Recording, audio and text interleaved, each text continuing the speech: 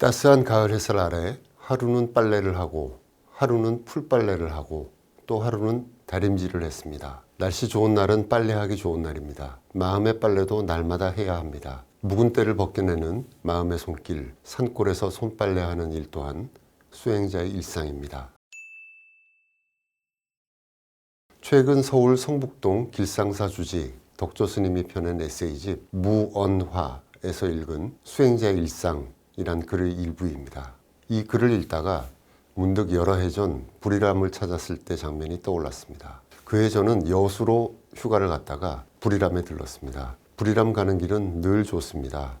양옆으로 터널처럼 대나무가 우거진 오솔길은 고즈넉했습니다. 이윽고 대나무 터널이 끝나고 저 멀리 불이람이 나타났습니다. 암자마당에선 한 스님이 빨래를 널고 있었습니다. 그 스님은 손빨래를 한 승복을 탈탈 털어서 빨랫줄에 한 벌씩 널고 있었습니다. 그런데 왠지 그 뒷모습이 낯익었습니다. 혹시 하는 마음으로 한 걸음씩 다가서는데 그 스님이 몸을 돌렸습니다. 역시였습니다. 덕조 스님이었습니다. 제가 혹시 하고 생각했던 데에는 이유가 있습니다. 덕조 스님은 법정 스님의 맞상좌입니다. 세속의 촌수로 비유하자면 장남인 셈입니다. 법정 스님은 지난 2010년 3월 입적하면서 몇 가지 유언을 남겼습니다. 그동안 풀어놓은 말빚을 다음 생으로 가져가고 싶지 않다면서 저서의 절판을 당부했습니다. 또 상좌들에게도 각각 유언을 남겼습니다. 그중 맞상좌인 덕조 스님에겐 인상적인 유언을 남겼지요. 덕조는 맞상좌로서 다른 생각하지 말고 결제 중에는 제방 선원에서 해제 중에는 불이람에서 10년간 오로지 수행에만 매진한 후 사제들로부터 맞사형으로서 존중을 받으면서 사제들을 잘 이끌어주기 바란다.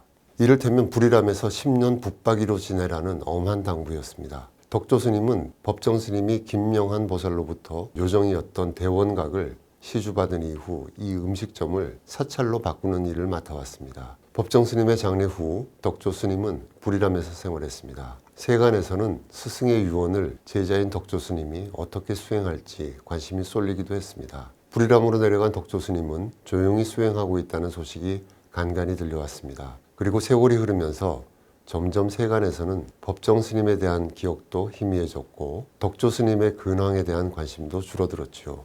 제가 불이람에 들렀을 때는 법정 스님이 유언한 10년이 거의 다 되어가던 때였습니다. 아무 기별 없이 불쑥 찾아갔기에 저는 덕조 스님이 불이람에 있을지 없을지 알 수 없었습니다. 그건 아마 덕조 스님도 마찬가지였겠지요. 그런데 빨래를 널고 있는 모습으로 만난 것입니다. 우연인지 모르겠습니다. 10년 동안 늘 불이람을 지키고 있다가도 무슨 일이 생겨서 잠깐 큰절 송광사에 내려갈 수도 있고 외출을 할 수도 있고 여행을 할 수도 있었으니까요. 그렇지만 그 순간 덕조 스님은 불이람에 있었고 저는 덕조 스님이 스승의 당부를 잘 지키고 있는 모습을 본 것입니다. 책에서 빨래 부분을 읽으면서 반가웠던 이유입니다. 덕조 스님은 지난해 길상사 주지로 돌아왔습니다. 법정 스님이 입적하기 전인 2009년부터 불이람에서 지냈기에 15년 만이라고 합니다. 책에는 15년 동안 틈틈이 쓴 글과 사진이 빼곡합니다. 우선 책의 거의 매 쪽마다 등장하는 사진이 눈길을 끕니다. 사진 촬영은 법정 스님이 선물한 카메라가 시작이었다고 합니다. 덕조 스님은 1983년 출가해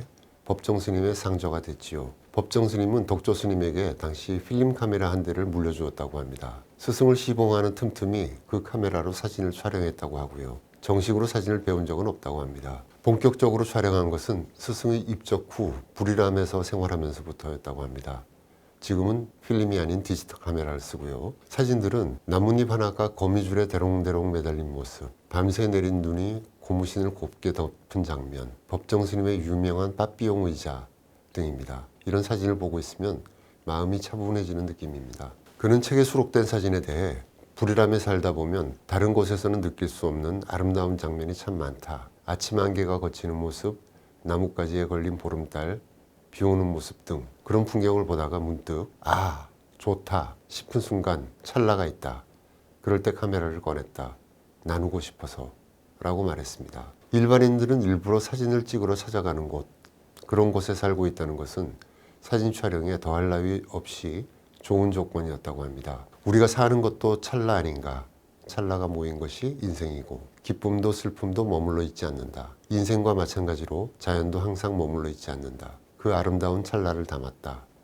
사진 공양이라고나 할까? 사진 가운데는 인도 성지 순례 중에 촬영한 것과 길상사 풍경도 있습니다. 드론을 띄워서 촬영한 사진도 있네요. 하나같이 누구에게 배운 것이 아니라 스스로 터득한 것이라고 합니다. 그렇지만 산사의 향기가 물씬 느껴집니다. 글은 새벽 예불과 참선을 마친 이른 아침에 생각을 정리하면서 썼다고 합니다. 이런 내용들입니다. 버리고 떠나는 연습을 자주 해야 합니다. 비우고 버림은 집착을 여의는 길입니다. 버리고 떠나는 데에는 큰 용기가 필요합니다. 관계에서 벗어나는 것은 곧 나답게 사는 일입니다. 마음에도 저울이 있습니다. 가끔 그 무게를 점검해 볼 필요가 있습니다. 열정이 지나쳐 욕심으로 변하지는 않았는지, 사랑이 너무 깊어 집착으로 흐르지는 않았는지, 자신감이 넘쳐서 자만으로 변하지는 않았는지, 주관이 강해져 독선이 되진 않았는지. 빗소리가 촉촉하게 들려옵니다. 둘레를 살펴보니 짙어가는 녹음 사이로 후박꽃 향기가 은은하게 퍼집니다. 죽비 한 번 울리면 입선하고 죽비 두 번 울리면 방선입니다. 삶과 기도도 이렇게 익어갑니다. 불이람에서는 우연히 찾아오는 옛 인연들도 많이 만났다고 합니다. 30여 년 전 인도 성지 순례길에서 법정 스님에게 된장국을 대접한 분, 덕조 스님이 군복무 시절 후임자도 우연히 불이람에서 만났다고 합니다. 저처럼 불이람에 덕조 스님이 있을지 모른다는 생각에 들렀던 사람들이겠지요.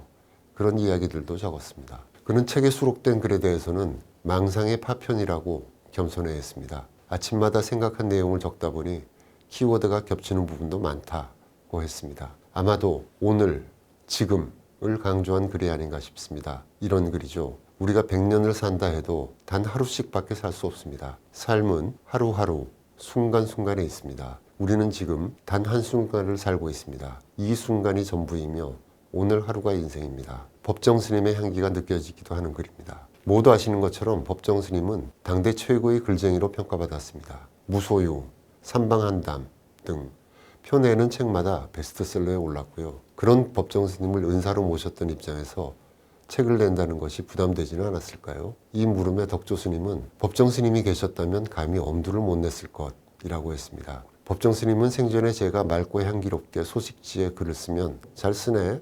이렇게 써봐 라고 하신 적도 있어요. 그렇지만 감히 스님 앞에서 글을 쓴다는 것은 용기가 안 났습니다. 그는 15년 불이람 생활을 재출가의 마음을 다진 기간이라고 했습니다. 조계종 종정 성파 스님은 재출가를 날출자를 2번 써서 출출가라고도 표현하죠. 모두 다시 출가하는 마음으로 초발심을 되새겼다는 이야기입니다. 길상사로 돌아온 덕조 스님이 재출가의 마음으로 길상사를 맑고 향기롭게 가꾸어 주었으면 하는 바람입니다.